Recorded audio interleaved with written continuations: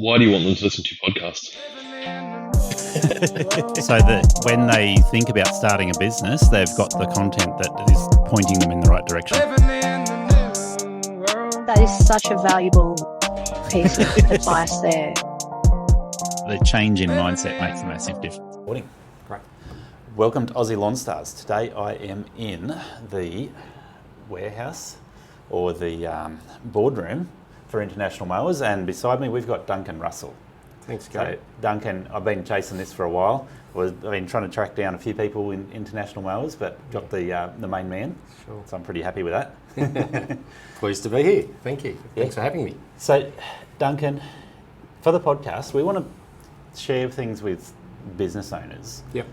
A lot of them may not even consider themselves business owners, but we want to share things that are relevant to them. So we're going to talk about a few things today. We want to talk about you and the business of International Mowers, and then we want to talk about equipment and a few other things that we might throw in there in the background. Great.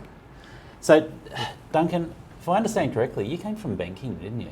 I did. So I worked in banking and finance from left school in year 11, got a job in the bank and worked there up until I was 43 or 5, I think. So almost my age. Yeah, I'm 53. So I worked in banking and finance for what would have been 27 or 8 years. Yeah. Wow.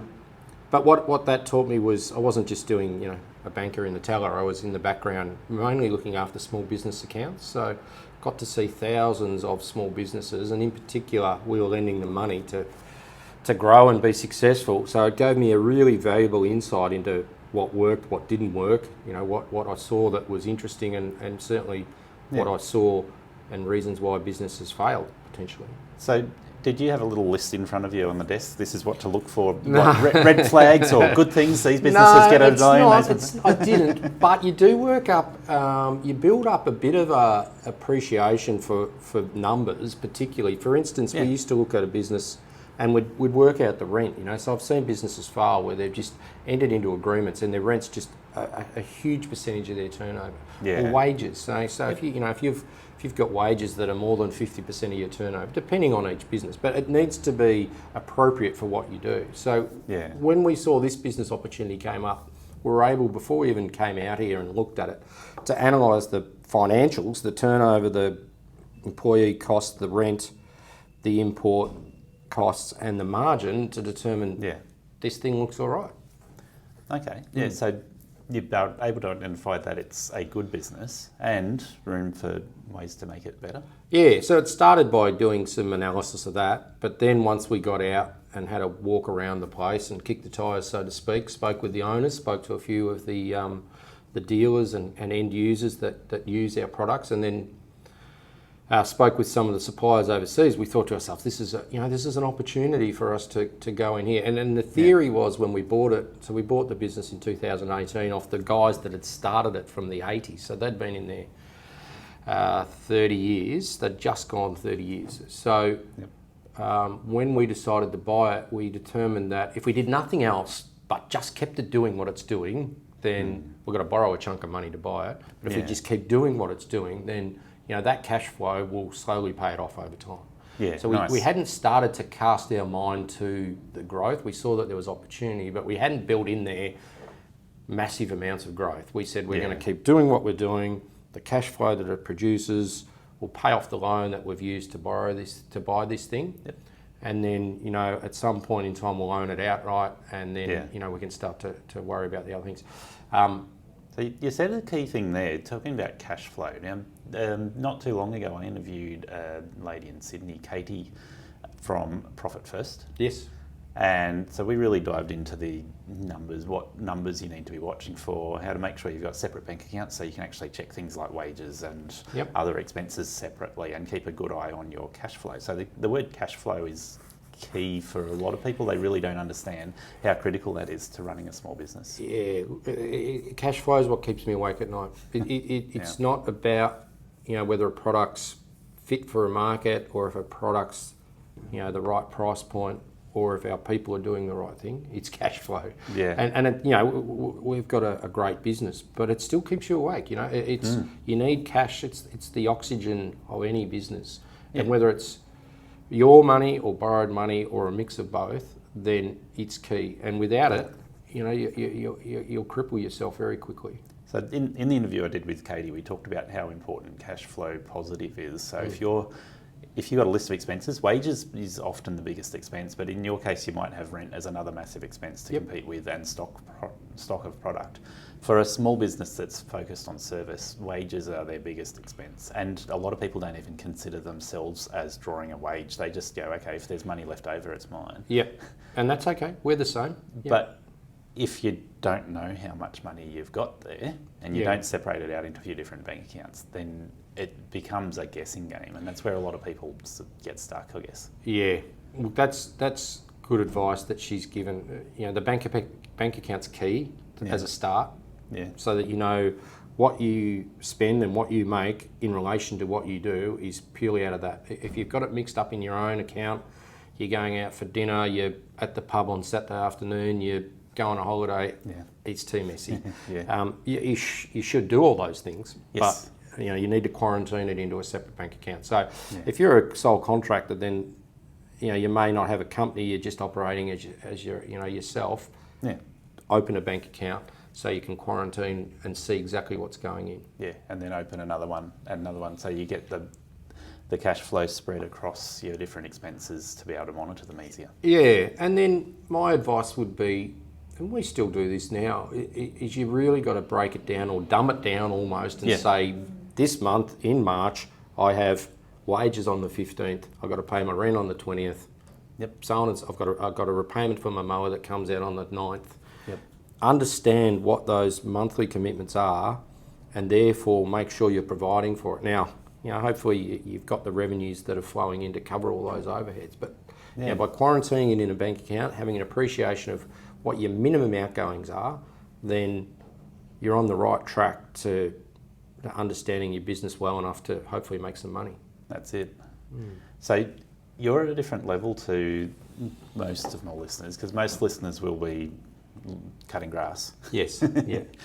But it's still extremely relevant. It is the thing you need to focus on when it comes to starting your business, is knowing these sorts of the numbers and keeping an eye on them. Yeah, well, when we bought the business, it was really, we had 6 employees and it was just me that did all of that worry. We had a part-time bookkeeper that used to look after our invoices and reconciliations and so forth. But, that was me. I was hands-on, and I won't say that's our success, but it certainly helped with the fact that I was the owner, I was the one that was driving it, but I was also the one that had at least one eye on the finances. Making sure that everything that went through the business was valid and relative and within means. So not going and spending a ridiculous amount on Google ads if you weren't getting benefit for it. Yeah, for sure. And then as we've grown, so we've had the business now 7 years, we're at about 15 or 16 employees. We've built some support mechanisms and brought on some extra people to help us. So I've got a full-time finance guy that runs. He looks at everything that goes out on a daily basis, including the margin that we made on it and when it's going to get paid, because often we're dealing with people that pay us on a 30-day account. But then also looking at those commitments that we've made every month, and particularly for our business, we need to look at our forward orders of stock. With International Mowers, everything we do comes from an overseas destination. So it's not like we've got $100 in the bank, we can go and buy some more stock. We actually need to plan. We're doing June orders now in terms of our ordering so that we can pay for them when they arrive or on time. Because the last thing we can afford to do is upset. We don't want to upset our suppliers because that cuts off your bloodstream pretty quickly. Well, that's key to having a successful business for you, is maintaining a good relationship with suppliers. Yeah, we've got a great relationship with all of our. We've got 3 key pillars of products in our business. So Scag, which we're very well known for right across the country. So they're out of the US. And we're communicating with them daily, whether it's on email or phone. We don't talk so much. Time zones with the US is not ideal for our it's hard, isn't it? This part of the world. We'll generally get them early in our morning, which is late in their day. But if need be, we can jump on the phone. But 90% of communication is via email, and we do that daily.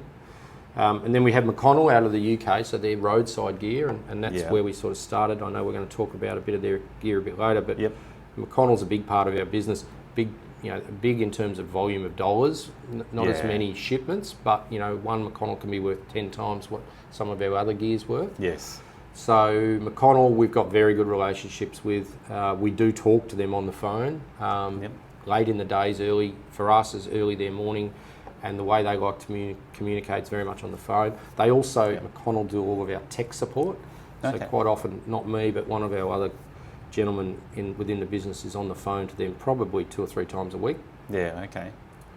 But we're always talking to them about where we're at. We've got a 2-year ordering program with McConnell. Yeah. So we're always talking about that.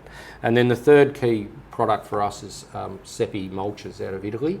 Yeah, okay. That's challenging because they're Italian who speak German.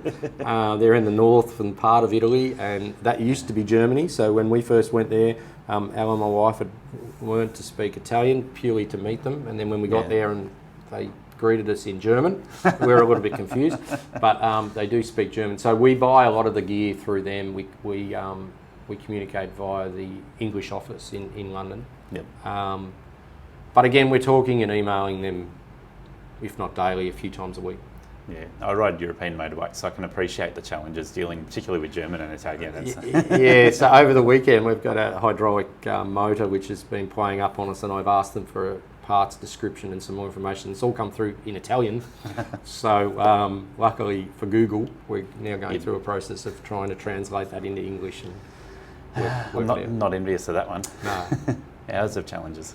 Yeah, and like for the size of our business, believe it or not, we don't have an Italian. Alice speaks a little bit, but it's very hard. It's technical information. We really, we get by. Yeah, wow. So you started, you said 7 or 8 years ago. 2018, we bought the business. Yep. Yeah. And it's been a really interesting journey. So we were in some smaller locations here in Dandenong in Melbourne, around the corner. Yeah. Within, I think, week 8, we had a fire that completely destroyed the offices. That's hard. Yeah, it was hard. We bought in terms of the business, we bought the assets of the company, not the company. Right. So, and my advice to do that is it draws a line in the sand from when you take over. So if you had bought the company, then you're buying all of the potential headaches, concerns, problems of the past. Yeah. There's not a lot of upside to it if you can maintain the brand. So we bought the assets, which included the rights to Scag and the other brands that we do, and we took over the people's liabilities. So their long service leave, holiday pay, and so forth. But we started a new company, 1st of October 2018.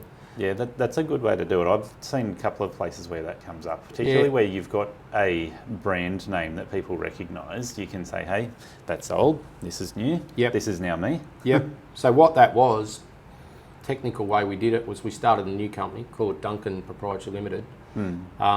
But as part of the contract, we had the rights to International Mowers. Yeah. So that was the 1st of October. On the 2nd of October, the old International Mowers changed its name to Gary Proprietary Limited, which allowed me to register International Mowers. So Duncan Proprietary Limited then became International Mowers. So from a separate business, separate business, and then so but it was seamless from a customer perspective. Nobody saw that happen in the background. Yeah, and even our suppliers probably didn't quite know for a couple of years that we'd actually transitioned to a new company that was under my ownership. I was introduced as a new partner into the business. We're very mindful of making sure that we maintain those relationships. So I took over as a new partner. The old vendors hung around for 6 months, so they were still in the business. Yep. But that was that's one good bit of advice, and it's come back to our benefit because there was an issue with a piece of kit that the business had sold in 2016, so nearly 2 years before I took it over. Yeah. That raised its head. Yep. Probably in 2019 or 20. And I was able to just say, look, I'm sorry, but yes, we're International Mowers, and yes, I distribute that product, but I did not sell it to you. And we ended up having to show the lawyer the contract because he didn't believe that we'd actually done it, and we did. And sure enough, it made that issue go away for me. Yeah. Not to say that that's what you want to do, but it's nice to know that I wasn't on the hook for something I had nothing to do with. That's it. Yeah, that's important. Yeah, so we bought it in 2018. We identified that there was 3 key products in the business, Scag, McConnell, Seppi, that were really great products that there was a good, strong following for in the Australian market, but we weren't doing them well, the old International Mowers. And we determined that before we looked at taking on new products or new markets, we just wanted to get much better at those three. Yep. And here we are now, 7 years down the track. I'm still not sure we're great at all of them, but we've been focused on giving those three products some support, oxygen really, giving them support, marketing, supplies, always a challenge for us because of the markets that we deal with. Yep. But that's a focus, just getting better at the things that we knew we could do and the things that we knew we had, rather than spending energy on new projects or new products that potentially came at a cost of those existing three. And when we go for a walk through the warehouse, we'll have a bit of a look at stock levels, and we can see how you're providing support to those brands so that they have the reliability and trust in the market for Australia. Yeah, good. So that, getting back to that fire, so week 8 we had a fire, and then we sort of rebuilt from that. To be fair, the fire was probably the best thing that happened, because what it did was it gave us an opportunity, a bit like that line in the sand, to sort of, everything from calculators and staplers on desks to computers, we all had to be replaced. So we got all brand new gear, which meant all of our filing that was, had been burnt.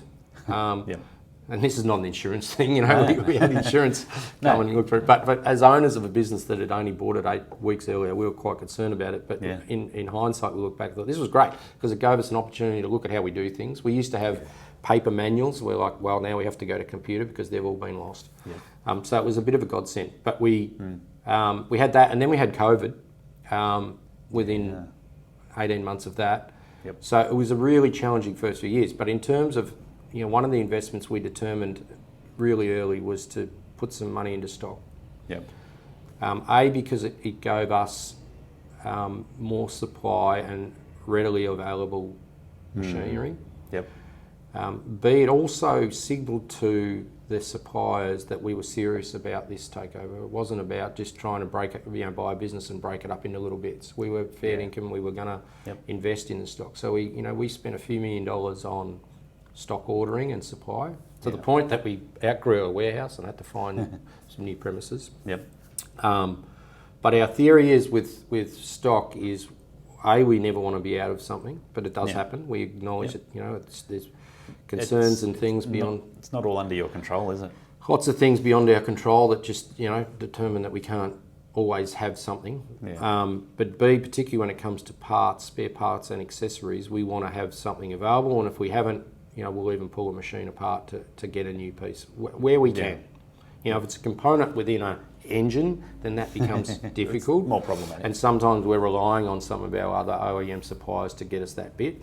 But if it's a machine a component of a machine that's failed, particularly if it's under warranty, and we've got a contractor that's off the market because their mower's not running, we'll do everything we can to get a solution. Things like belts, even a replacement deck or a hydraulic drive, those sorts of things.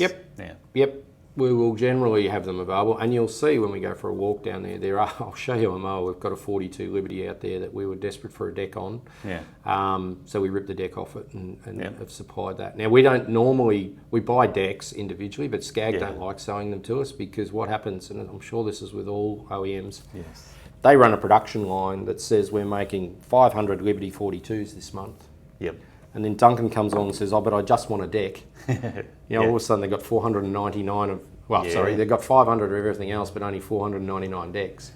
They generally don't just run a run of decks because the supply is not that high. The demand for just decks is not big. That's right. So, we do acknowledge though that from time to time these things fail and need to be replaced. So where we can, we'll do what we can. That's awesome. Okay, so we're going to take a bit of a walk through the showroom in a minute and have a bit of a look down there. We'll look mostly at Scag in the showroom, so we can get a bit of a look at the product down there. Great. Have you thought about using a customer service app to manage your clients, your scheduling, and your invoicing? If you haven't thought about this yet and you've got more than 5 customers, it's time you did. It will improve your efficiency in scheduling. It will improve your efficiency in invoicing. It will improve your efficiency if you have employees that are out doing the jobs for you. Visit sortscape.com/Aussie Lawn Stars to join up now. Duncan, we're down in the showroom. Yep. And we're going to pan around the showroom and show everyone the machines, but we're starting in front of this is a new release, right? Yeah, this is the SLS. Yeah, SLS is just landed here in Australia. Yeah. Stands for Scag Limited Series. Okay. So what this machine is we've always had our Liberty, which is our biggest seller, entry-level machine. Yep. But the team at Scag acknowledged that for some people that was still a little bit high in terms of price point, and it is the Scag, although it's a domestic machine, is commercially spec. So what they've done is created the Scag Limited Series. Now we don't know for how long this machine will last. My expectation is the foreseeable future. Now, when I started my business, I had a 42-inch machine. Yep. Wasn't Scag, sorry, but $5,000 was what I was looking at for a 42-inch machine 15 years ago. Yes. Yeah. So these Not commercial, but I was using it commercially. Yeah. Yeah. So this is going to be comparable to the old Dixon I had. Yeah. Look, it's 15 years ago. it's still a very good sound mower. It's it's got Scag engineering capability and technology. It's better than the Dixon that I use because the quality of the deck is 10 times better. Yeah. More horsepower. I think similar hydros, but yeah, all round better machine than what I was using when I started my business. Yeah. Look, it's the Hero deck, which is the same deck that goes on the Liberty, the Freedom, and the Patriot. Okay. So from in terms of strength and reliability of deck, you can guarantee it's good enough to go on those three models. Yeah. So it only comes in a 42-inch, a 52-inch, and a 61. Yeah. So it's a limited deck range. Like for instance, the Liberty's got 5 or 6 different deck sizes. Yeah. SLS only has the 3, and So then there's 3 engine varieties. So the deck is the same, but the market for this is homeowners. It is not marketed to commercial. That's right. And doesn't come with the commercial warranty you find with the other Skags. That's right. Yeah. So this has got a 5-year domestic warranty on it. Yeah. There's no warranty for commercial, but we acknowledge and accept there's probably going to be some commercial operators out there that want it. Yeah. But look, we think it's sub 10. They're coming in about $9,000. Yeah. And That's competitive with other brands that are providing similar. that's right. Yeah. So for those of us that follow Scag Australia, you'll notice we did a spring campaign last year where we dropped the Liberty price down to something similar to where this is, just to test the market. Yeah. And we sold out of stock. So this has literally landed 2 weeks ago. They're just slowly now getting into dealers. Yep. But we expect, particularly, we're coming to the back of the season for a lot of geographies in Australia, but come springtime, these will be running out the door. Well, most dealers, I think, sell 10-to-1 residential machines to commercial, so it'll You're run. Probably right. It will run out the door. Yep, literally roll out. Yeah. So that's the SLS. Great, that's great little unit. So that's new, but for most people that are looking at the entry level and they are using it commercially, you'd recommend looking at a Liberty. Yeah, look, Liberty's our biggest seller across the range. More deck choices. Actually has a commercial warranty. Has a commercial warranty, 12-month commercial warranty. Yeah. More deck choices, so 36, 42, 48, 52, 61. Yeah. Different hydros, do you know? Bigger hydros, Bigger so they've got hydros, 2800 hydros, which is the same. Yeah, that's getting a bit stronger. Yep, same as the Freedoms. Yeah. Just a bit more to it, so a better setup in the seat in terms of the quality of the seat, but also the suspensions platform that sits under the seat. Yeah, okay. Mostly Kawasaki, some Briggs engines across the Liberty range. Yep. Deck's the same. They're the Hero deck. Yeah. So I haven't actually cut with this machine yet, but with a it's 20 horsepower Briggs, I suspect it's going to cut just as good as a Liberty. 20 horsepower with a 42-inch is ample. Yep. Yeah, well and truly. Yep. I think I'm using a 19 horsepower machine at the moment. Yeah. It's great. Yeah, yeah. No, look, Scag, the one thing Scag stand behind anything that comes out of that factory. Yeah. So when they came out with the SLS concept, they put quite a bit of research and development into it before they've released it. It's been out in the US since about December. I know for a fact sales in the US were stronger than they figured they would be. So Yep. supply's been a challenge to the Yeah. point where we're just now seeing the first loads or shipments come into Australia. Yeah, okay. And they will be wanting all of them in the US at the moment because their season is just starting and ours is ending. Yeah, so it's been, we're this time of year we're fighting with US distributors for stock. Yep. And much bigger market over there, and Scag's a very popular product. So Yeah. between Christmas and March, they're very focused on production for their local domestic market. Yep. I spoke to Scag last week. That's pretty well been delivered, and they're now back to full production for export markets. Awesome. That's great. So over here we're looking at the 48-inch cheetah.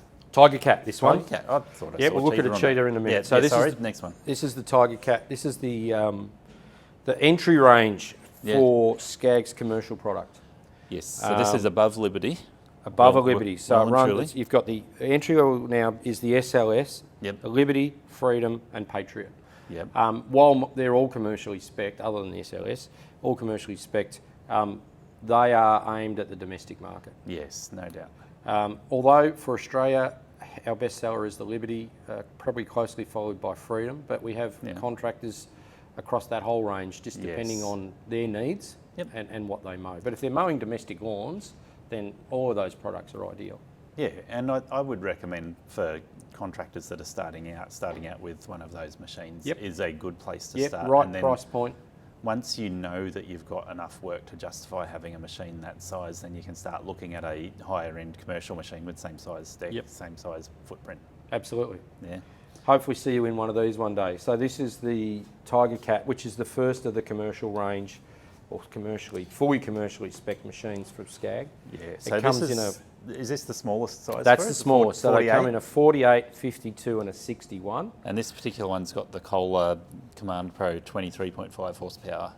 Yeah. So I like my Kohlers. Yep. Yeah, I know. The Kohlers are great engines. Yeah. We run Kohler, Briggs and Kawasaki across the entire range. Yep. I should say we don't often get to determine what engines are on machines because of the size and scale of the Australian market compared to the US. But you don't bring the full range of engines We don't. into Australia. No, it's just not feasible for us to bring a 48 Tiger Cat with all three varieties on it. Yeah. We generally try and bring what we see as the most popular. Yep. And at the same time add a bit of variety and choice. So Yeah. the 48 comes with a Kohler. The 52, we've got a Kawasaki option, and also the 61 has a Kawasaki and a Briggs option. Yeah. But Now- as you get the bigger deck, you get slightly more horsepower. Yep. But don't be confused that small horsepower means slow machine. That's not the case at all. A lot of people want big horsepower because they think they can mow a lot quicker. It's not the case. Well, this is the thing. So 42, 48-inch machines, 23 horsepower, 24 horsepower is a decent amount. You're really talking about doing overgrown work before you need horsepower more Correct. than that. And I think the other thing with this, if I just sit on the machine for a minute, you see this, decent suspension seat there. Even BJ would like that one. Yeah, yeah, BJ would. That's great. The Tiger Cat is actually my favourite of the range in terms of quality of product and price point. I was going to say I price think- point's going to be critical there because Yeah, so these are low 20s. Yeah, so awesome. depending on deck size and engine, but for a commercial spec machine at that sort of price point, I think it's the best value for money in the range. yeah, no doubt. It's got the that's good velocity value. deck. So again, a bit like the smaller ones with the Liberty SLS, Patriot and Freedom, they got the Hero deck. Yes. All the same deck on Yep. every machine. And once just you s- different widths. Yep. When you get to commercial, it then goes to the velocity deck in a Yes. 48, 52, 61 and 72. Yep. They're all commercially spec. They've got a lot more adjustments that you can make on them. You can change the pitch. There's baffles underneath that you can change the way it cuts. Now, But I know a guy down the south coast, New South Wales. He's bought 2 or 3 different Scags and he loves playing with the baffles. He's got more experience than me, but he's loved playing around with the baffles and adjusting those things so that he can get the perfect balance between mulching, side discharging, and getting a really good finish out of it. Yep, and look, everyone's different depending on what you cut and the sorts of finishes you want. Yeah, those You know, dodgy Queenslanders. dodgy Queenslanders. They got funny grass up there. But look, we've got people that cutting sporting ovals with this quality product and Yeah. getting a really good finish. Nice. Yeah, some want to angle it down at the front, angle it at the back. They change the way the scalp wheels sit and also the baffles underneath. Yep. All personal preference, which is why Scag make this deck for you to be able to play around with and try and set it up for your appetite. That's great. So if we pan around the room, we're going to see, like you said, you got the velocity, and So that's the 48 velocity. If we come around to this one, we move into the Cheetah, which is the next step up from the Tiger Cat. so these are both velocity plus sticks. Correct. Once you get into that commercial range, it's velocity plus decks. Yep. The decks have been developed over years, but the velocity first came out, I think, around 2010. These are now plus because they're next generation, but they're continually evolving and developing. However, this style of deck, in the 5 or 6 years that I've been looking after these, I haven't seen any uplift. It's been 7 years actually, but I haven't seen any changes in the last 5 or 6 years. What's the go with this one? The seat looks like a race car seat, but I don't see any suspension on the seat. So there is now suspension on the seat. This is last year's model. This is a 2023 model. Yeah. It looks like it's actually got suspension under the seat. It's got a suspension platform. So the Cheetah is known for its platform suspension. So the whole platform changes. So there you go. It's designed so that if you're a contractor and you're mowing and you're hitting bumpy terrain, your knees aren't moving all the time. Yeah, because your whole body moves with the That's right. platform. The whole platform will go. Yep. They've paired it this year based on some feedback that they got with that suspension seat that we just saw on the Tiger Cat. Okay. So it's actually this same seat. It's a, as you say, racing car style seat with a seat belt. Yep. But it's also got the suspension option on it. Yep. So the new ones. If anyone's interested in one of these older models, speak to your dealer because we are clearing them out at considerable discount. You probably save a couple of grand off the current model. Yep. Purely because the seat have been upgraded. So But you heard it here first. There's a run-out model. there is a run-out model. It's quick. It's on our socials as well, but it's a 2024 Cheetah model as opposed to the 25. Yeah. Exactly the same engine and setup, Yep. deck, hydros, unchanged. The only difference is the suspension seat. So you save a couple of dollars, and you're getting a suspension platform instead of a suspension seat. Correct. Nice. The new one's still got the platform, just got also suspension seat. Also comes with the running lights. Yeah, so this is, Scag have been through, every year they'll develop and improve one of the models. The Cheetah is the most recent one that they've developed. So part of the things they went to a few years ago, you'll notice the blackout versions, which nearly all Skags have got. But that was a key indicator that the model had been through an upgrade in recent times. Yeah. This upgrade occurred in 2023, came out with the LED lights. Yeah. Suspension platform was already there. Yep. It's a dual speed transmission, so this has got a high and a low gear. This machine will actually go across the ground at about 29 kilometres an hour. That is fast. It's not designed to mow with, albeit you can. I've seen BJ mowing at that speed across the foreshore in Brisbane. Yep. But if you've got a nice finished lawn that you're mowing every week, then absolutely you can mow at that high speed. But if it's something that only gets mowed every few weeks or every couple of months, then you probably want to drop it down to the low speed. I mowed a cemetery for a few years, and you don't mow that fast when you're going over the lawn and it's bump, bump, bump. Yeah. And whose body was that? Bump, bump, bump. Don't know what you're scalping. That's it. Yeah, look, golf course fairway, absolutely, go as hard as you can. Yeah. But if most of the time you're mowing in a low speed. The high speed is handy, for instance, with your cemetery. If you mow all day and then you end up a kilometre down the road where you can get onto the bitumen and put it in high speed. Yeah, so get back pretty quick. transport mode, as they call it. Yeah, get back pretty quick. But yeah, look, the Cheetah is the second step up in the commercial range. Yep. Dual fuel tanks, bigger engines. Yeah. So this one's paired with a Kohler 38 horsepower Command Pro. Yep. You can get it in a Kawasaki, and we've also run this with the 40 horsepower Briggs in the new latest models. So Nice. Lots of grunt, lots of horsepower. Yep.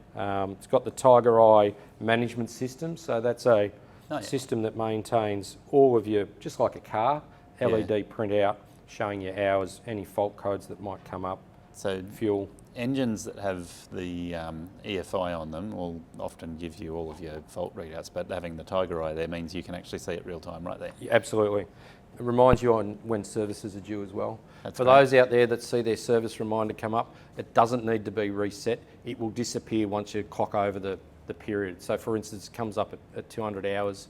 Yep. We get a lot of questions saying, how do I get rid of it? Well, A, you need to service your mower, but secondly, just keep mowing. It will disappear at a couple more hours.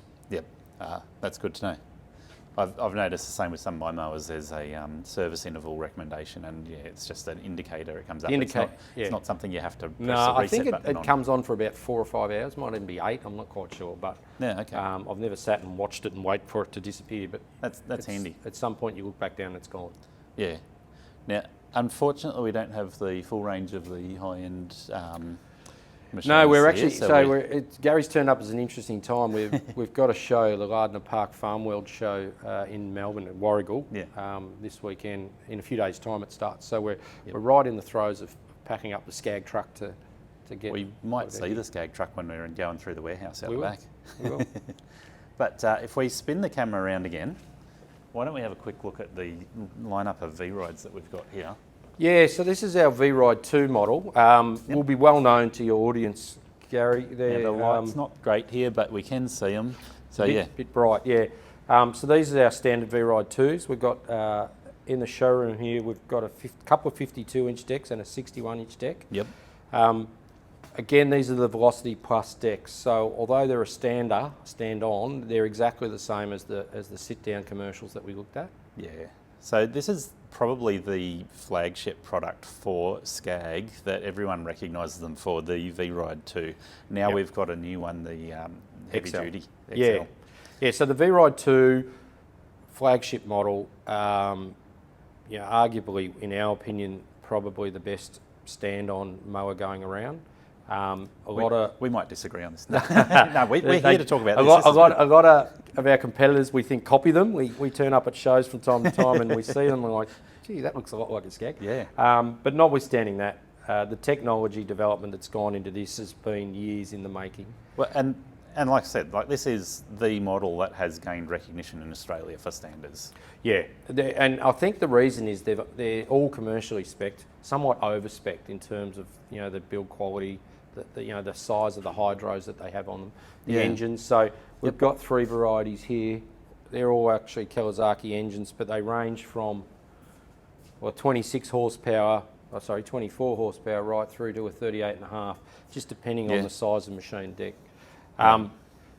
Their biggest seller in the stand-on V-Ride's been the 32, which is the small. We've got a lot of success of those to a point where we couldn't keep up with demand. The Americans were quite surprised at the volume that we sell of the 32s, and it's because in America a lot of properties just don't have side fences and certainly don't have gates, whereas there's not a lot of call for them in the US. In Australia, the 32 is an ideal product, particularly for a contractor that's doing domestic lawns. On that note, I've seen a huge number of people go, I want a mower, and they just rush out and buy it without a thought for whether it's the right mower for them. So if we mention a couple of things on that, property size, gate size is going to determine what you can get a mower in and out of, which size mower can get there. Yep. But the biggest priority you have to consider is how many square metres you're going to be mowing in each property. If you're talking less than 200 square metres, you're probably better off having a look at a walk-behind self-propelled machine. We can see over the other side there, we'll have a look at.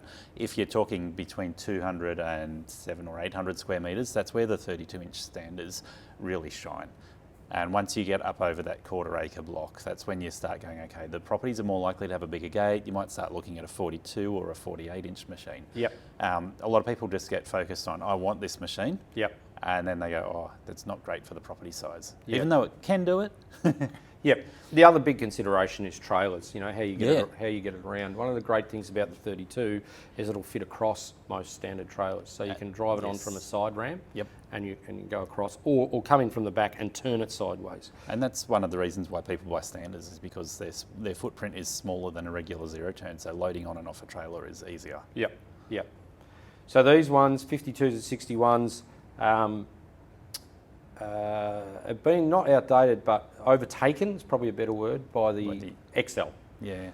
So the XL, again, we haven't got one, it's just left to go to the show, but it's same build, Scag build quality, however, bigger spec'd up, so dual fuel tanks, bigger chassis componentry, bigger wheels, same deck, still got that same velocity deck. So we're talking, what we've got here is a great commercial quality machine, And Scag has gone, hang on a minute, we can do more heavy duty. Make it the XL, make it stronger, make it faster, make it more powerful. Yeah. Because what we found was, people riding these up and down gutters and all sorts of different things. And, Yes. while they're strong, there's only so many times you can bash the front casters into a gutter before you, start to do some damage. So I'm not saying the XL's built to drive up gutters, but they're a much more bigger, robust machine. People are going to do it. They might not tell you, but I do it myself. But when you see a caster axle bent and you go, oh, I wonder what they've been doing. Yeah. You don't So have we to get wonder too everything. long. We get that. We get a lot of blade bolts bent from people saying, oh, no, I didn't, I must have hit something. But, Yes. they've gone up a gutter and they haven't had their deck raised, as high as they can. Yep. Or on a trailer or whatever it is. So the XLs, since they came out, they've been out about 12 months. They're a couple of grand more than the standard V-Ride 2, but generally people see the value in that. Yeah. It is a bigger horsepower engine. It's the deck lift system's improved, so that it's much more easier, or I guess the word is easier, less heavy to pick. Less effort to lift less and lower. effort to move your deck, and for a lot of people, if you're moving your decks up and down, 100 times a day, that's something. It gets tiring. Absolutely. Yes. Yeah, I wouldn't call you a wanker for lifting your deck up and down 100 times a day, but you get there. Yeah. But you get that good strong right arm and it starts to raise questions. Yes, that's right. Very strong right forearm. Yeah. Well, these machines, like we said, they are the machines that have built Scag's reputation in Australia. And we're going to spin around now and look at a couple of machines that either you haven't seen before, or there's not a lot of availability in Australia, but they're hitting the market now. Yeah. So this one's the Jackal, and anyone that follows Scag will know that we've been talking about the Jackal on our socials. Yes. So it's a tracked loader that's been out probably in the US for 12 months. Yeah. This is the first one that's arrived in Australia. And so what I should say about why there's always a delay, rightly so, when Scag produce a new product, they want to test it in their own backyard. Yeah. And I want them to test it in their own backyard because we're a hell of a long way from Wisconsin. So what we want to make sure is that there's, any gremlins that might be in the system have been ironed out. Of course. So this is a tracked loader, comes standard with a bucket. The Americans make a single one-piece bucket. We're working with Digger here in Australia on a 4-in-1 bucket. Of course, because everyone in Australia wants the 4-in-1. Yep. So we've already got those in production. Yep. But this particular model we've paired with one of our mulchers that we do. Now this mulch is a Seppi heavy-duty mulcher, forestry mulcher out of northern Italy. Yeah. We would normally put this on a robotic piece of equipment, but this one we've put with the Jackal. The Jackal's got the hydraulic flow to be able to run something like this. Awesome. So it's quite unique for International Mowers to be able to do this partnership because we are distributing both the Scag brand from the US and the Seppi from Italy. But this is a microforced 125 centimetre wide forestry mulcher. So it's the sort of thing that you would take in and clear a path with. It's going to go through trees up to probably almost 200 mil, just depending on the type of timber. But certainly anything smaller than that, it's going to knock it down, throw it on the ground, and mulch it to a mulch bark chip type finish. So that it will compost into the ground and become compost good for the into soil. the ground. It's got a hydraulic operating front door, so you'd go into it, knock it down, close the door, and then back through it. And what that'll do is just leave it as sawdust on the ground. It mulches it into a very fine dust. So that's great. And this machine, there's a few competitors in Australia, but this one is interesting. Yeah, look, the tracked loaders, it's an interesting market because Scag, traditionally being a mower business, now going into more landscape care. Yeah. We did a fair bit of research into the product and where it's going to fit in the market. Yep. It's probably fair to say in terms of competition, there's two levels of, there's Australian and Asian made machines, track loaders. Yep. That that come out of various parts of Asia, but they're at a price point that's under this, but made for a particular market. A lot of them are a lot smaller than this. I'm not sure how the horsepower rating goes, but they are physically smaller machines, smaller, narrower tracks. Yep. They're never going to run a flail like this on the front. So horsepower-wise, probably similar. This one's got a Yanmar 25 horsepower diesel. Yeah. They also come with a Kubota, similar horsepower. Okay. But again, the strength and size of this and the flow then that produces. So it's got an Italian pump in it, hydraulic pump, which pushes out. Oh, I won't, because I've got the mulcher on, it's hitting the hoses. But won't lift. there's a fair bit of mechanics in there around the hydros. Yeah. So you've got the diesel engine that then runs the hydro pump. Yeah, because all machines like this, the motor is running hydraulics. That's all the motor does. Yep. And so everything is driven off hydraulics. Yep. And so very easy to operate. So it's got a similar sort of stand-on platform to what the V-Rides have got. Yep. It's also got suspension, but also safety mechanisms on it. Some of the smaller stand-on machines don't have good suspension. They are notorious for bruising and throwing people around. Yes, they are. So getting back to that market, this is competes with a Vermeer. Yeah, that's what I was thinking. The Vermeer is probably... Yeah, Vermeer or Toro have got a very similar sort of product, similar price point. Yep. We're talking about 70 odd K for this machine with the standard bucket. Yep. If you partnered it with a mulcher like this, so this mulcher alone, if you were to buy it, it's probably $28,000. So, yep. You partner it with something like this, you take the bucket off, but you put a mulcher on, you're going to be up around 90 grand. But the work that this thing can do, if you've got the right work and the right contracts, you can see a return on it pretty quickly. Yeah, well, that's it. We're going to have a look at some McConnell robots when we're out in the factory. For a robotic piece of gear with a joystick and that same mulcher, you're probably $140,000 to $150,000.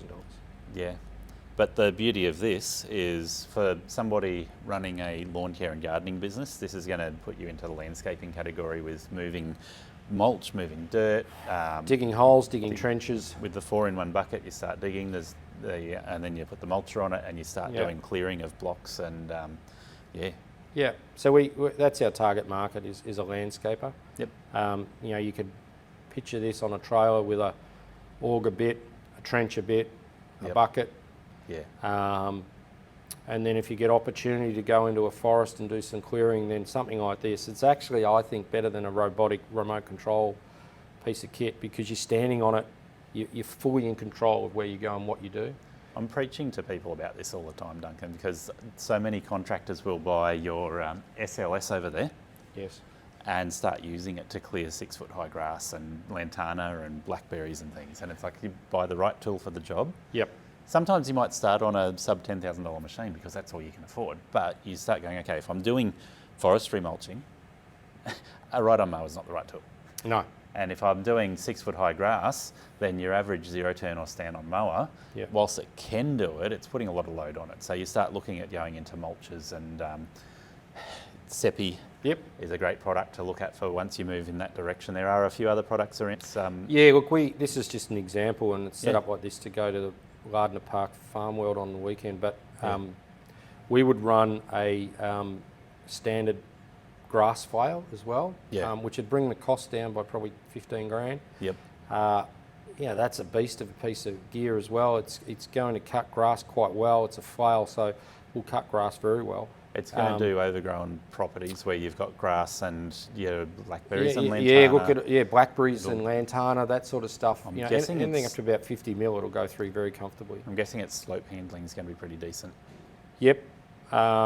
Not sure what this is rated to on slopes. It's all about what you're prepared to take it to. It's probably 30 degrees. It wouldn't be rated that high. Yeah. But, standing on the back of it's very safe. It's not going to roll over unless you're on something extreme. But if you find you are in trouble, you can just step off. Yep. There's a safety on the foot platform. Yeah, so for work on slopes, this would be your first stage before you go to remote control or something that's capable of steeper slopes or removing the human risk. Yeah. One of the things I like about this is Scag have wired it up so that the single joystick is your zero control, zero turn. So your right-hand side's controlling your mulcher lift up and down, or your bucket. whereas the left is your turn. So you're forward, back, sideways. It's one control. You can, it's literally like a zero turn. Yeah. If you want to turn, you turn right, and one track's going the other way. And Yep. it behaves exactly like a zero turn. Awesome. That's a great unit. I'm sure we'll start seeing them moving around the suburbs soon. Yeah, look, there was more on the way. We've only got a handful come into the country so far, but we're very excited about this product. Yeah, I like it. Yeah, I wish I had the work to support buying one, because I'd be knocking on your door. Yes. Well, complementing that is some of the other, I guess you'd put it into landscape category of machines that Scag are now distributing. There's three key ones. This one's the Windstorm. So this is a leaf or debris blower. Yeah. It's quite a powerful machine. We've had feedback that it's too powerful. You can wind up and down the revs, of course. Yep. But with an impeller the size of this one, a blower outtake that can oscillate or move left or right, either manually or automatically. People just won't understand unless we show them this. So if we look at the size of the outtake there, that is much bigger than any blower you're going to hold in your hand or put on your back. Yeah. It's going to move a lot of leaves in a hurry and a lot of grass. Yeah. It's a powerful machine. This one's got a Vanguard 37 horsepower EFI engine in it. Yep. I was asked by a sporting club, give them a hand. They had a synthetic hockey pitch that was covered in leaves, but it was also a sand-based synthetic surface so that you get some bounce. Yep. And I turned up, and it did have leaves. It had a series of gum trees down one side. I took one of these machines just to purely help them try and blow the gum weeds away. Yeah. The problem with it, it's so powerful, was blowing the sand and everything into the car park. So we had to wind it right back. Yep. To something of a handheld blower strength. Yeah. However, much easier because it's a zero turn. Yep. We were zipping up and down the court pretty quickly. I guess that's the thing with a lot of people don't think about with blowers is you've got two or three factors that come into it. So you've got the air speed, and you've got the air volume. And then you've got a metric they try and use in terms of Newton meters, so the amount of force that's being applied through that air. But you could back off the air speed on this. You've still got a lot of volume, so it will still move things, albeit slower. Yep. Airspeed. Yep, absolutely. So for those that follow Scag, they'll know they are heavily into the drag car circuit fraternity in the US. They use these to clean the track. So they've got two actually applications. They've got a little Liberty set up with blow torches on the front of it. It's not a standard thing you can buy, but they've set one up with blow torches on the front so that every now and again these cars leave a fair amount of rubber on the road. They go along with the blow torches and loosen it off, and then come along with a scraper underneath it to scrape it up. And then finally at the end they'll come along with a Windstorm, which just blows everything straight off the track. So. Yeah. It dries out the track too. So when they get a wet track, it's never ideal. So to help dry it out before they start dragging, they'll have that. Sounds like I need to spend a bit of time at the drag track. So the second one in the range, the Airstorm. So this is an aerator. 23 horsepower Kohler. It's got a rotor underneath with a set of tines that you lower and put into the ground. Yep. Again, in the landscape range, for somebody that's looking after a sporting field or equivalent, might want to at the end of the season go along and do some renovation on the turf. Yep. You can drop it in the ground and aerate. A lot of people have thought about doing aeration or adding it to their services. This machine is going to knock over a lot of aerating very quickly. Yeah, real quickly. It all depends how quick you can get across the ground, because underneath there you've got a chain-driven rotor with a series of spikes. I forget how many it is, but it's a lot.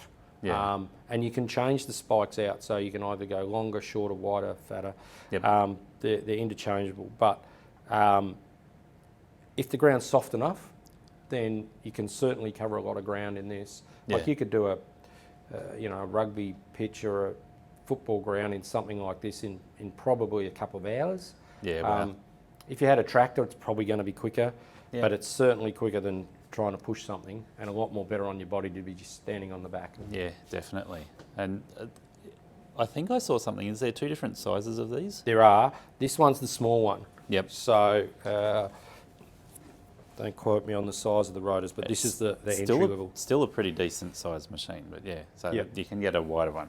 You can. Yep. And then the third one in the range that's not here is the windstorm. The sprayer spreader. So we've got a windstorm, an aerator, and a sprayer spreader. Yep. So it's all the same chassis. It's built off the V-Ride chassis. You're standing on the back of them. Yep.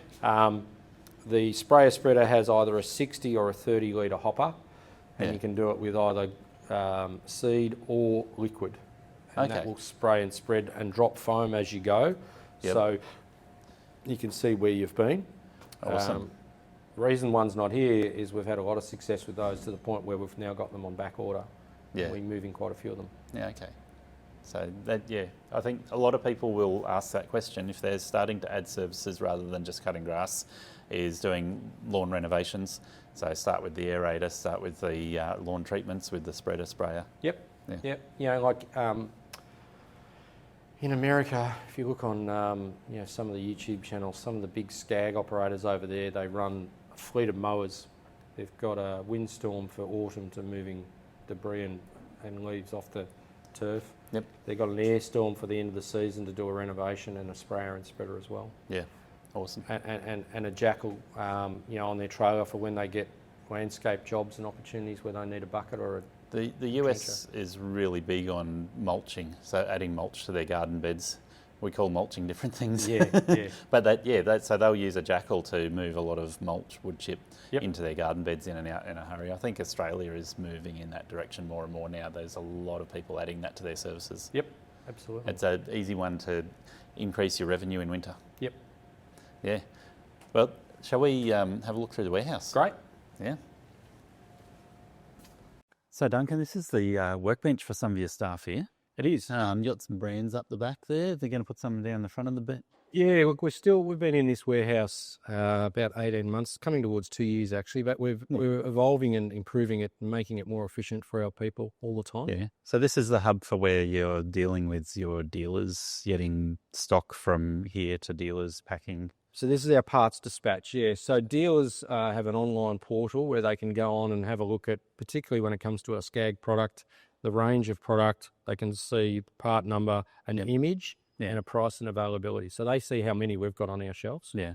And then they click and add it to cart. So all of our Scag dealers should be stocking, hard-wearing parts that you're going to go through, belts and blades and so forth. Yep. But they also have a monthly order. So they click and add to a cart on their monthly basis, and at the end of each month we then check it out and we dispatch from here in Melbourne. Yeah. But they also have a daily opportunity as well. So if for some reason you come in and you need a part but they particularly don't have on their shelf, well, they can do a daily order, which is click it, add it to the cart, and then check out. Yep.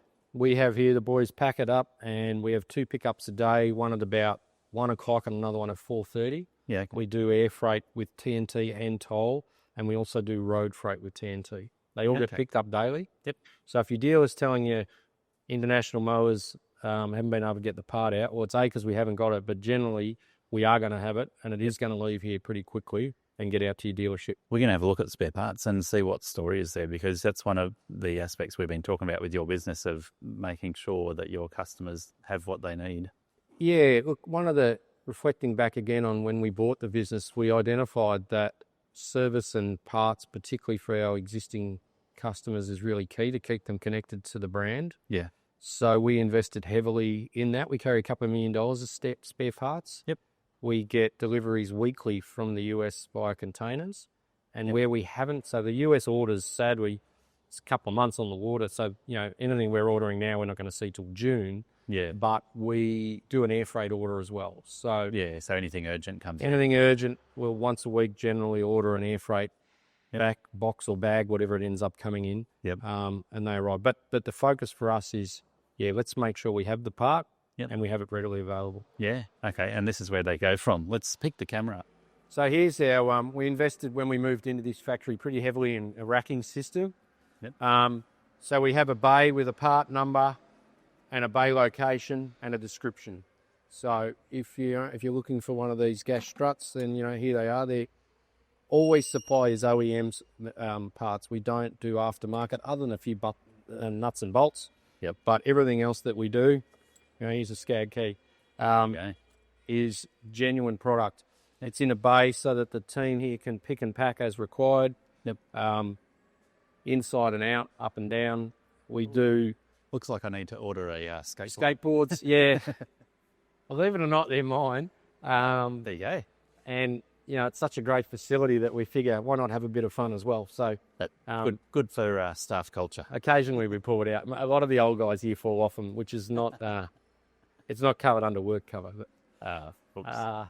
yeah, we have a bit of fun. So, Scag parts, Yeah. some of the other products that we spoke about. I'll show you around here with blades and belts. Yep. It's pretty rare we won't have a belt. This is, we're getting a little bit of a scope of the size of this here. The floor to ceiling shelving and parts for every Scag. Pretty rare we won't have a belt. Yep. Blades have been on a bit of a slow burn for us because That'd be because Ben Van Geesen's selling blades. Ben Van Gees is selling shitty blades, but we Yeah, that's sell the belts. genuine ones. Belts all up and down there. Belts up and down here. Blades. Blades. Yeah. This is a small part of. These are the slow-moving blades. Yep. The fast-moving blades have moved because they've redone the bench, and I don't know where they've put them. But Somebody's got them ready to pack. they are here. But blades is one of the things for those Scag operators out there that have been waiting on blades. Yep. We've been on back order with Scag for a couple of months. Yep. It's because this time of year we're competing with the US distributors who are stocking up heavily for their summer. Ready for their season For their start. season. Yeah. So their spring's just started. Spoke to Scag last week. We're back in full production for export markets. All of their contractors there are sharpening blades and replacing blades and getting their mowers serviced and ready to go. Yep. So it moves from Scag. Here we have our McConnell. So these are some of our big reach mowers and power arms that we're going to have a look at. Yep. Skids and things that go on those. They're all, again, genuine McConnell parts. Yep. We run a bay and product number descriptions so that it's pretty much everything we ever need in here. Very good. What's this? What is this down the end of the section here? Such a big warehouse that It's a good thing we can only see his torso. That's all I can say. occasionally we get weirdos hanging out down the back of our warehouse, but there's one there for you. There you go. Hello, BJ. That's actually Paul Sheehan's sign. For For those that know the story, I stole it from the PLP guys, and Paul, he was getting on an aeroplane and was unable to carry that on as hand luggage. We're in Sydney. So I offered to throw it in my trailer and bring it back here.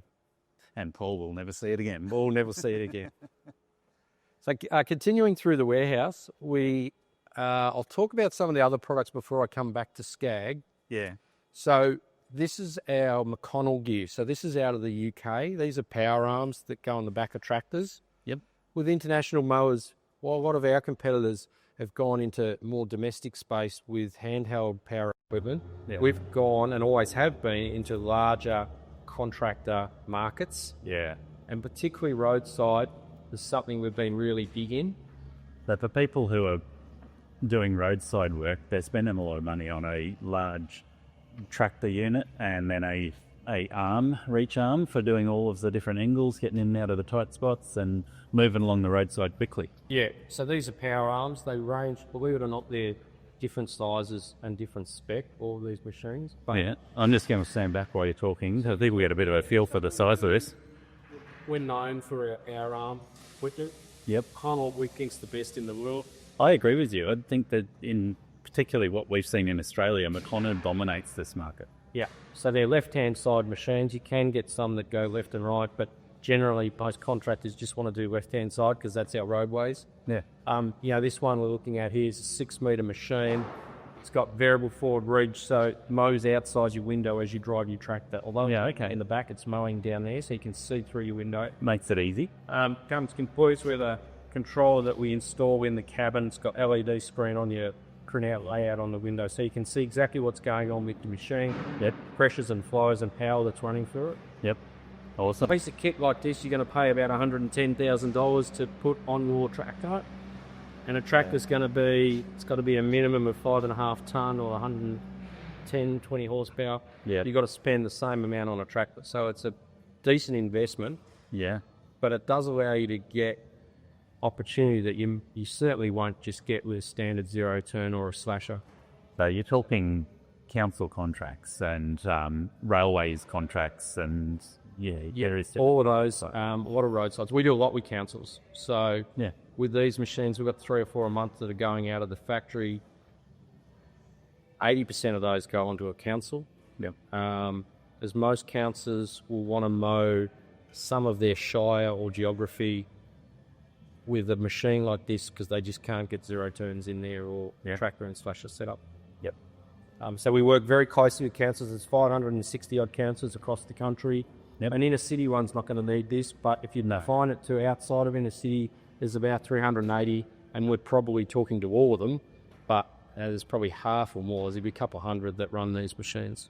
Australia's got a lot of roadsides out of the fringes of the cities. They're talking smaller towns and in between towns, doing the highways, those areas need to be maintained to some level. Yep. And they're not getting finished mowing, but they are getting maintained with something like this. Yep. We even have some large contractors. So the Hume Highway that runs from Melbourne up to the border And all the way to Sydney. And beyond. Yeah. There's a contract that runs 4 of these in simultaneous fashion. So he's got 4 tractors. Yeah. And he has each cuts 1.2 metres. Yeah. So he runs with his arms so that they're staggered. Okay. So he's cutting about 4.5 metres in one single pass. So he has traffic management at the rear. You're putting along at about 5 kilometres an hour. Yeah. And they're doing 4 metres in one cut. And they just have that contract to look after that roadside continuously. Yeah, he gets to the end and he puts his tractors on a low loader, brings them back to Melbourne and starts big. I like it. Yeah. And then down here we've got some big wing mowers. So these are wide area slashers. Still McConnells. Still McConnell, UK made. These are large. So this one we're looking at 6.2 metres. Yep. It's got 5 spindles on it. So there's a central spindle under here. Yeah. Set of blades. So big blades in the middle and then different size on the wing. Big heavy duty blades. That is some serious blade, and that's not a $100 blade. They're about $400 a blade. There's quite a few blades on it. Yeah. But again, it's just serious for the machinery. Yeah. You run this across the ground at up to 15 kilometres an hour. Yep. Sit in an air-conditioned cab. So hydraulic up and down, PDO driven. So PDO drive to spindles on. So you're talking 120 horsepower plus tractors to run these. Yeah. And mostly farm use something. Farm, raw, anything that's broad acre. Yeah. Occasionally there are a few contractors that run, this is a 6.2, there's a 4.6 in the back there overseas.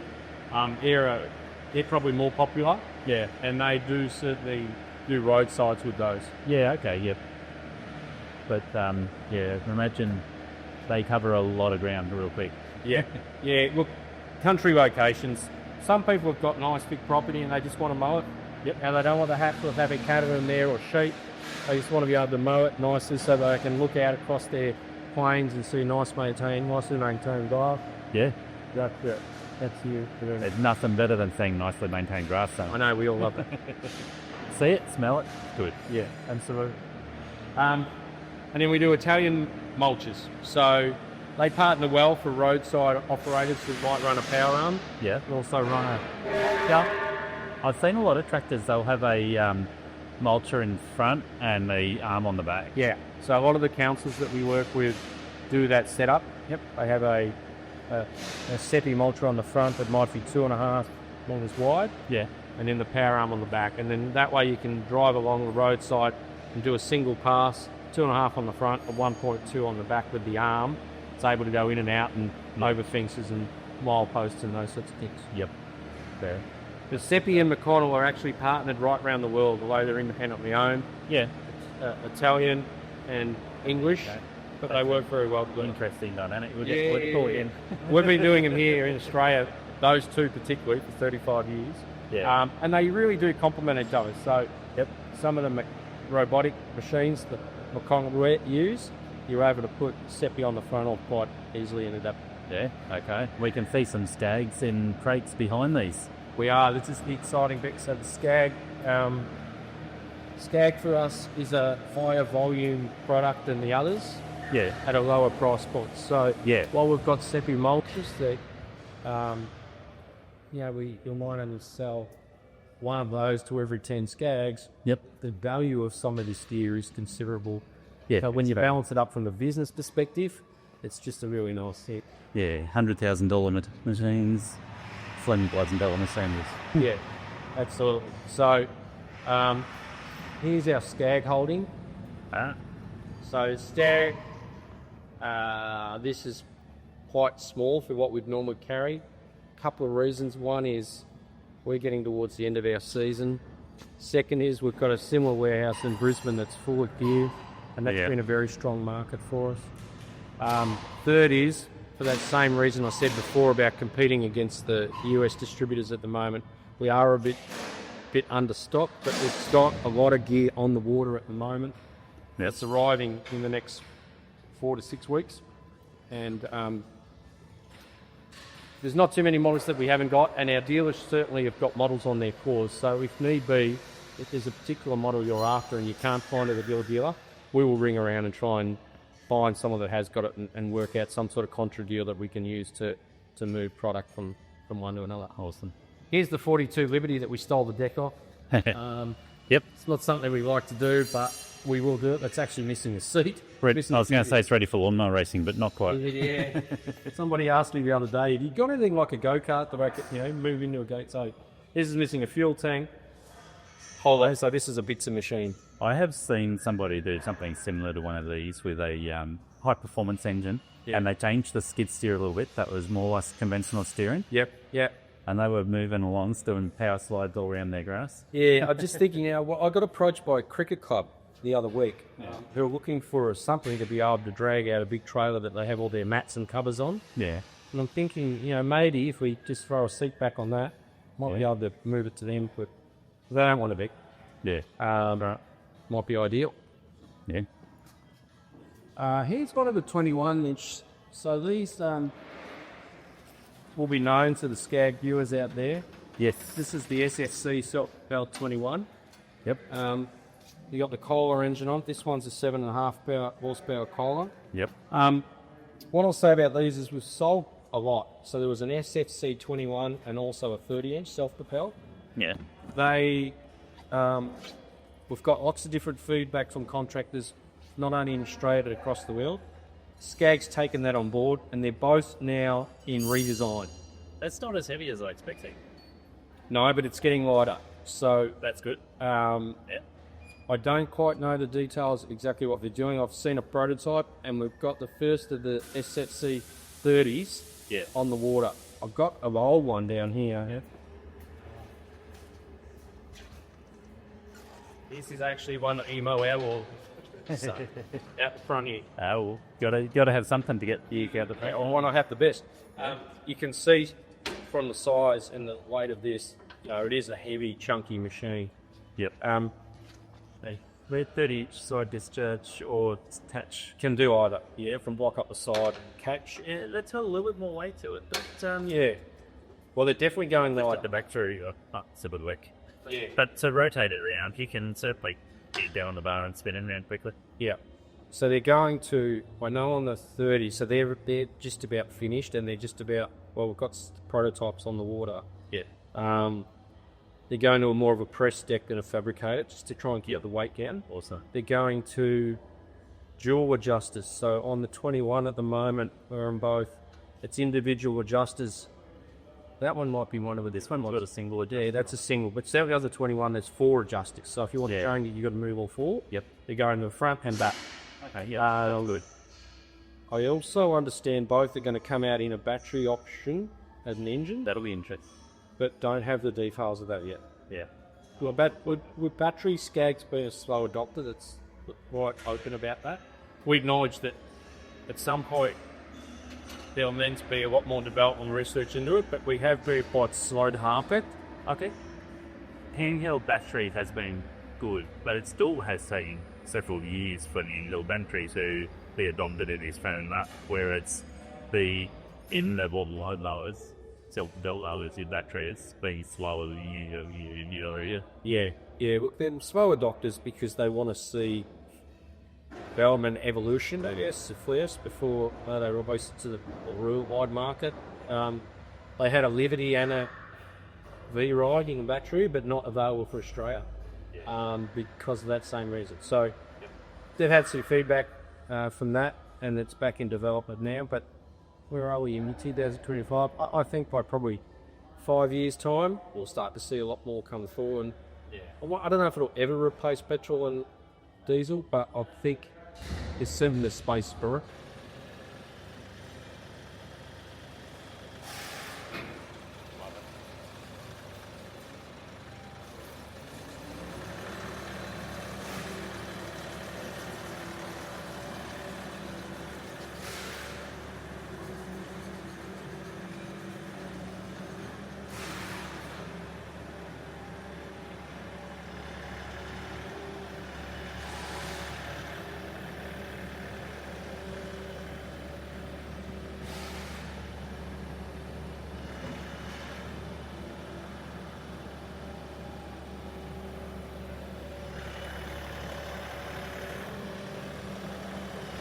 I want one of these to mow my backyard.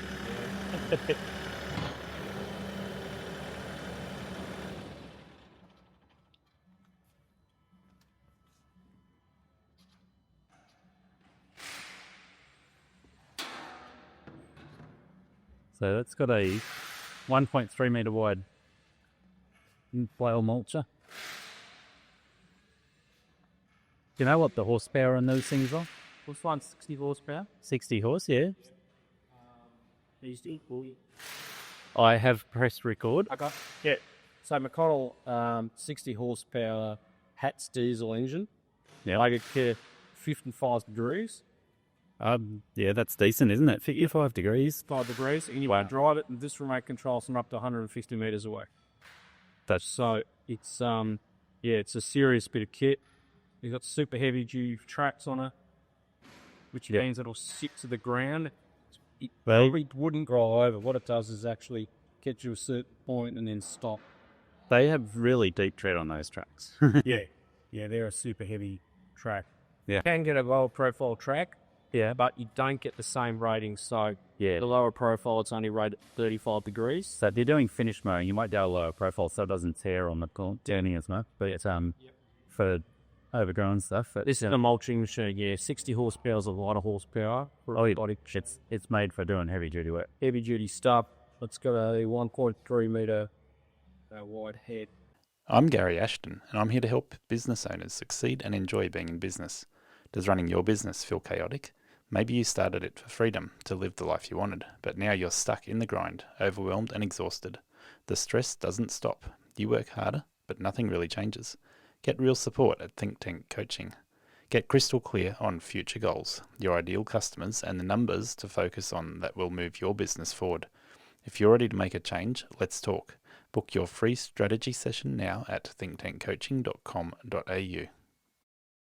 Hey Ella, welcome to the Aussie Lawn Stars dungeon that I've got going on at home. We met face to face a few weeks ago, but I wanted to get this segment for the interview that's gone out for Scag and International Mowers. So you are one of the business owners for International Mowers, and you are Duncan's wife. Well, welcome to the podcast. And I thought it was important. Duncan also thought it was important that we do a section with you because your contribution to the business is fairly significant, and an interesting new development that's being released very shortly is what we're going to discuss now. Yes, Duncan and I play different roles within the business, and something I've been working on lately is the Scag Mechanic AI.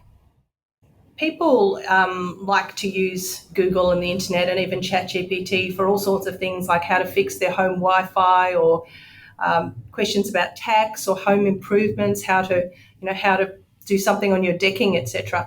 So people are used to this, and we want to expand that to make it specific so they can ask questions about their Scag mowers. Yeah, so people use ChatGPT or other variations of AI on their computers and on the internet to answer questions, write essays, all these crazy things that people use it for now. I feel like I'm getting old and not keeping up to speed with some of these things. Yeah, good point you make. Sorry about that. People writing essays and whatnot. And I think a lot of people have got a negative view, thinking it's a bad tool in some way, but it can be used to really save people a lot of time. Yeah. So I guess on that note, the bad does give us bad vibes, because you've got essays that are written that you go, okay, that's been written fake, the student hasn't put any effort in, or you have the experience I've had at the moment, AI bot on Facebook has determined that I don't deserve to be on Facebook. And it's like, oh, thanks. And I can't talk to a person. Yes. But, the typical AI bots you will come across on a website don't have ChatGPT working. They just say, hello, what's your name? We'll connect you with a real person, or send your email here, fill out this form. So a lot of people have bad taste when it comes to AI bots that are on websites. So what you're doing here, and you said it's the Scag mechanic, so it's an indication that it's very specific in terms of what it does. Yes, so one of the things that we're very proud of at Scag Australia is our care for our customers. We believe that because they've put their faith in us, they've bought a very high quality machine, they should expect to have maximum time mowing and minimum time of experiencing mechanical problems. We have a dedicated dealer network, but there's always going to be that time on Sunday afternoon or something when you've got some kind of problem, the blades won't engage, or you haven't got an even cut, and you just think, why is this happening? And if you don't have a human to ask, then we want to make sure that around the clock, wherever you are, you will be able to get help. Now, the primary source of information could be your operator manual, but I don't know a lot of people who mow around with an operator manual tucked in their backpack. No. It's a way of having that information to hand. Yeah. So a lot of people that are in the lawn mowing community in Australia will know BJ as a proud Scag owner, and somebody they have gone to and they've got questions about Scag. Can't always call BJ, and it's not convenient for him to be answering the phone 24 hours a day. No, and we noticed on the Scag Down Under Facebook group, a lot of people do ask technical questions, whether why is this not working, or why won't my mower start, or what should I do because it's wet and the grass is thick, or there are all these sorts of questions. A lot of them are technical or fault related. Some of them are just experience. We don't have experience to know what would you do in a certain situation. We want to aggregate the information. Yeah. When you normally go into anything like a ChatGPT or a Google, it won't be referring to Scag manuals, or won't be able to look in detail through the site, and it might say, go ask your dealer or look in your operating manual. So what we've done is we've taught the Scag Mechanic AI to go to those resources first. And if it can't find the resource there, it might use a more general answer. But generally, it can quote part numbers.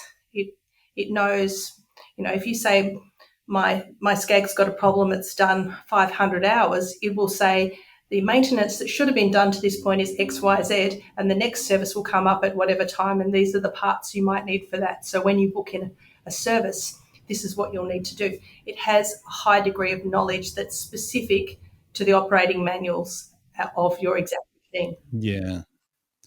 That's awesome. And I know reading operating manuals isn't always fun. So I've looked at operated manuals that are written by people in China or India or somebody where it's not easy to interpret what they mean, or it might not cover the full spectrum of things. So we've done a little bit of a test on this when I was down in Melbourne, and the ability for the Scag Mechanic to identify problems, to do problem solving, but then also provide that, like you say, the part numbers for that particular machine that you're using, means that it has a very thorough understanding. It's able to relay that in plain English. Yes, and it's been told to put safety first, so to remind people to switch off the machine before going near it. Be careful to avoid scalding yourself, cuts, burns, anything like that. Also to avoid voiding your warranty by messing about with things that really do need to be attended to by a dealer, which is important because a warranty is valuable, and we do stand behind the Scag products with honour. So we don't want people to be making the wrong kind of adjustments and injuring themselves or voiding their warranties. This touches on a really important point because Scag, the brand in Australia, is predominantly known in the contractor market. So what I mean is that you will sell a lot of machines to homeowners, but the middle ground is where you have a lot of independent or solo business owners running around adding a Scag to their mowing fleet so that they can be more productive. And because they're solo, they will often start doing the diagnostics themselves or starting to become a mechanic themselves. And that's where I've done this for 15 years. I've had to learn some of these things the hard way. I've had to go, okay, is this under warranty? How do I fix this myself? Do I take it to the mower shop to fix it? All these questions. And what you're saying is the Scag Mechanic AI can very precisely tell somebody whilst they're in the field from their phone, this is what you're looking at. These are the safety features you need to be aware of, or safety concerns you need to be aware of whilst you're doing this inspection or making a repair yourself, or perhaps you shouldn't make this repair because your machine's under warranty and this could void the warranty. Yeah, that's exactly right, Gary, because we want people to know how to clear a blockage without causing themselves a risk of being maimed, and that does happen. Now, it can happen with mowers. It's a serious issue. So safety first always, and then secondly the warranty. But then if there is something that they can do just to quickly get themselves going again, well, happy days. Let's have everybody having maximum uptime. That's the most important thing. And even questions such as should I buy this Scag blades, or should I just get these cheap ones off the internet?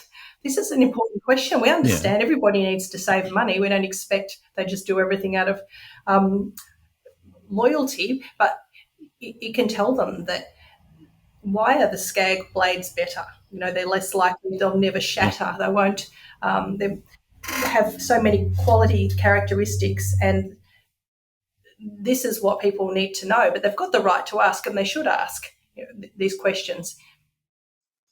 So, Ella, something about me that you should know is that because I've been in business for 15 years, I've been one of those cowboys that has tried doing all of the things the wrong way. And the amount of times I've hit blades on a steel pipe in the ground or something else like that and seen projectiles actually blow a hole through the deck on a mower, or various different things which are quite dangerous. Those sorts of factors, like you're saying, with safety first and knowing what the benefits are of brand name blades over other blades, and make a big difference. I've bent blades at 90 degrees from hitting things, and it's like, okay, that could have turned into a projectile too. Well, that's right, and it's a safety issue, and we all are looking to save money, but we're hoping we can help people save money by having more uptime, not lose jobs because we're off the road. If we can say, here are the three things that might be the reason why you're experiencing a particular technical problem, and how they could try and work that out for themselves. And then it can even, the AI will even tell them where their nearest dealer is and provide them contact details, and it will tell them which parts they need and what part numbers. So if they've got a 20-minute drive, they need to know that they can get that repair made. And they can tell the dealer what they think is probably wrong. And the dealer, with their vast experience, will know more than an AI. They will be able to say, they agree or they don't. And it's important to say that this is just a tool that has read all the operating manuals and has absorbed a lot of resources, especially about blades and troubleshooting. It isn't there to replace dealers. It's there to complement. And for everybody who has ever Googled anything, like, as a business owner, you Google things like what is this tax rule, or what's this about superannuation, or even things like how to fix your Wi-Fi. It's in that sort of a category. It's not meant to replace people. It's just meant to give you the information you want exactly when you need it. Well, this is more powerful than Google search because it's specifically armed with knowledge that you've told it to be armed with. So you've provided it with a precise database, and when I was in Melbourne, we tested a couple of options here. I know there's going to be countless people once this gets released on the Scag Australia website that will test every possible inconceivable question you could throw at it. But a couple of common ones that I thought were really sensible questions people will ask. One of them, and this is not to a slight against Scag because I've had these issues with many different brands of mowers, is I've got a broken belt. What do I do? And we tested the Scag mechanic on this, and the information it provided, first, if it was a generic mower, not a Scag mower, was still really useful. All the different things you need to check, making sure you don't burn yourself, identifying whether it's an idler arm bearing or something else, a pulley that's broken, and all the different things that could possibly contribute to that belt breaking, as well as the part numbers to order if it's a Scag that you're buying the parts for. So that example is something that is really common with a zero-turn mower that people will experience, is having to replace a belt, whether it's just worn out because it's done 800 hours or whether it's had something else mechanically fail and cause the problem. It helps you to identify all of that really well. That's a good point. And for people who may be newer to using the zero-turn mowers, they may not know what is normal wear. And if they've had 3 belts snap in 100 hours, is that normal, or is that because something is wrong? And they might say, oh, these belts keep snapping. I know, I'll get some ones off Amazon. and that isn't the answer, because it still means that they're having reliability problems when it's caused by something that's not adjusted correctly. And it helps them to build their knowledge, to save them money. I'm actually going through that process of replacing a belt on one of my mowers at the moment. It's not a Scag, but 400 odd hours, and the belt has massive crack through it. It's still holding together, but it's getting close to, and so I've ordered a new belt ready to replace it when it breaks. And the actual process, I've done this countless times with different mowers, but going, okay, 400 hours for a belt is reasonable. There's nothing wrong with the mower. It's just the expected lifespan of the belt. Yeah, and you need to know that. And if you're coming up for that kind of time, you might think, well, now is a good time to think about what sorts of consumables or wear items I want to keep, so I can make these repairs during the course of operations, and have the step-by-step instructions as to how to do something like change a belt.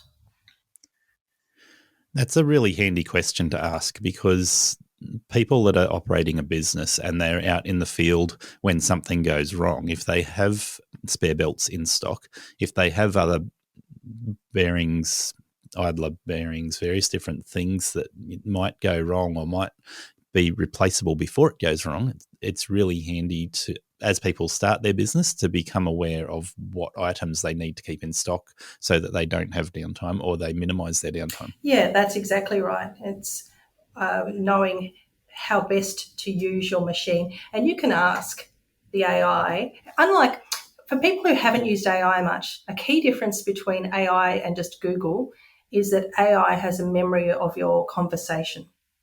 So you can keep, talking back and forth with it. And if it says the wrong thing, you can say, I'm sure you're wrong. Or where did you get that information from? Treat the AI as our newest employee. He's still learning. And so if you don't think it sounds right, ask it, where did you get that from? And it will show you where in the operator manual, and you can say, well, it's right or it's not right, and use your experience, and also check with the dealer if you're not sure. We're not saying it's going to be 100% correct. It's going to do its best. But if you're not sure, then you can always ask. We're here. The dealers are always going to be there. So one of the examples there, other than just abusing an AI bot for fun, is to actually clarify and get specifics. So I've got a part number for a belt here. Is that for my specific machine? Is it for the Scag Liberty? And does that change from this particular year range to the year model that I've got? Is it still the same part number, to make sure? And the AI will be able to compare the database and say, yes, this is what I'm That's right. From. And also the Scag AI has been trained with all the Scag resources that are available on scag.com and scagaustralia.com.au. So they are the up-to-date official resources. However, If you have another brand of mower, you can also ask questions, but it hasn't read their manuals. And we've done that on purpose because we wouldn't like to mislead anybody. But if you have another brand of mower and you have that same question, my belts keep breaking, what could it be? It will make suggestions. So anybody can use this model. And if you feel that there's anything that it hasn't taken into consideration, you can also mention that. You can really go back and forth quite a lot with the model, and you can give it the thumbs up or thumbs down, and as to the quality of its answer. You can press it and say, what is the part number for this? Because sometimes it doesn't necessarily volunteer it, and you can ask.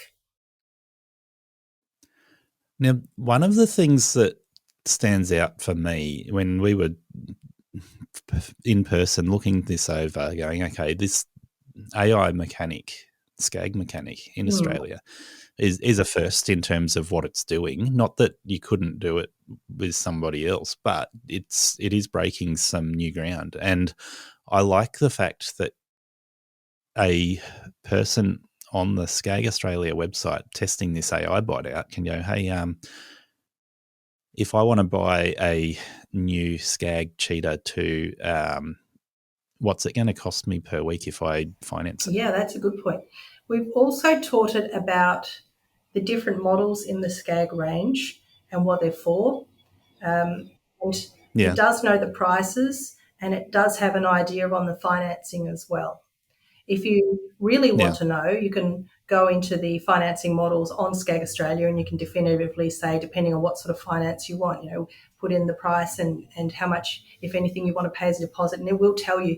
But it'll give you a pretty good idea. And if you say, for example, I'm a farmer, but I've got an acre of lawn that I'd like to mow, and it's a bit steep and it's often quite wet.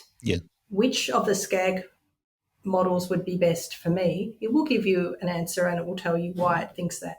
Again, speak to dealer, but it will give you that information if you're, on a Sunday afternoon just thinking about what your needs are coming up for, potentially a new mower.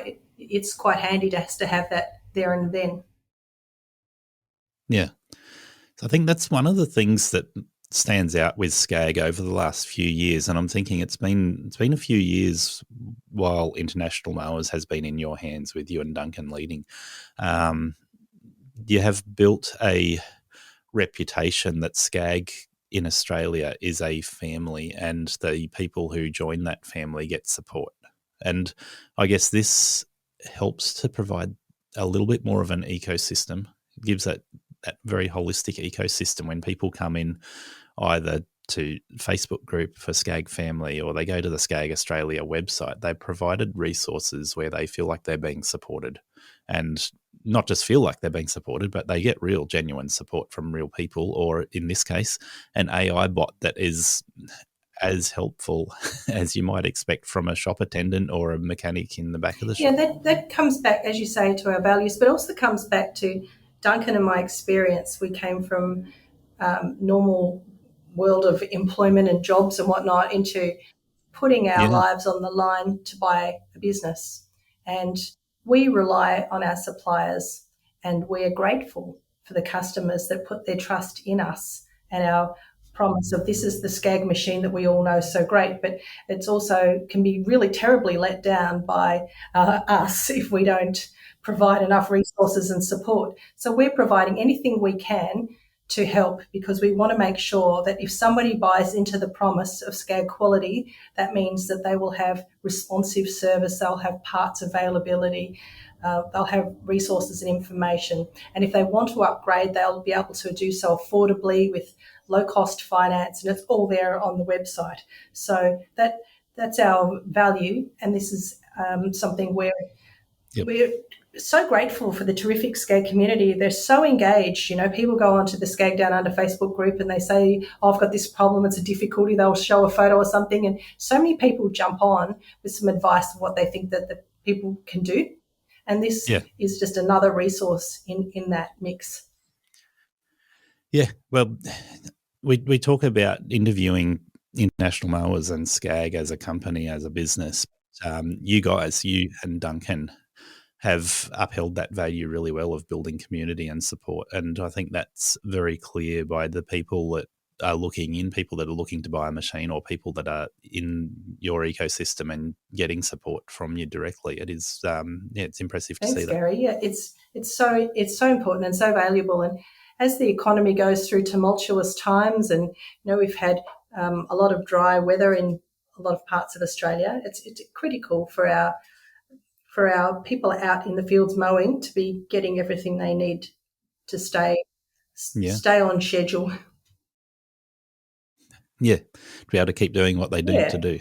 But we're always happy to hear feedback. So if there's any aspect that people think needs improving, please just get in touch with us and we will take it on board. The good thing with the AI is that we can instantaneously change its programming. We can instantaneously add a new resource and then the AI knows it. Yep. So we love to hear from the Scag family and anything that you like to share. Yeah, well, when this becomes available on the website, I'm sure there'll be a lot of early adopters and testers and giving you feedback on that. So it'd be awesome to see. I'm expecting some very honest feedback. Look, with people like BJ, I'm sure there'll also be some very peculiar questions getting asked of that AI. Yeah, we'll sift those. Yes, good idea. Thank you so much for your time, Ella. Appreciate it. Thanks, Gary. Thanks for having me on the podcast. Efficiency is the thing that rules a business and the decisions you make as a small business owner. Right Mowers give you the options in their product lineup to match efficiency with size, fuel usage, and the type of jobs you want to target, from catching to mulching or side discharge, from roadside verges to acreages, and manicured lawns to 6 feet tall and super long. I've been using the Right Stander I 42-inch with a Catch Pro for manicured areas and the Stander ZK61 to maximise productivity for large open acreage mowing. If you need to replace your push mower, try the 32-inch Stander B. If you have more open access to residential properties, there's a 42 through to 48-inch option that suits you. And if you want to enter the acreage market, the 52, 61 and 72-inch machines have choices in engine size and model type to suit the work you want it to do. Right Standards go the distance, saving you time and money season after season. Thank you for listening to Aussie Lawn Stars. Please remember to rate and review the show on the Apple Podcasts app or the player you use. Exciting new shows are released every Monday. Make sure you follow or subscribe to hear the next episode.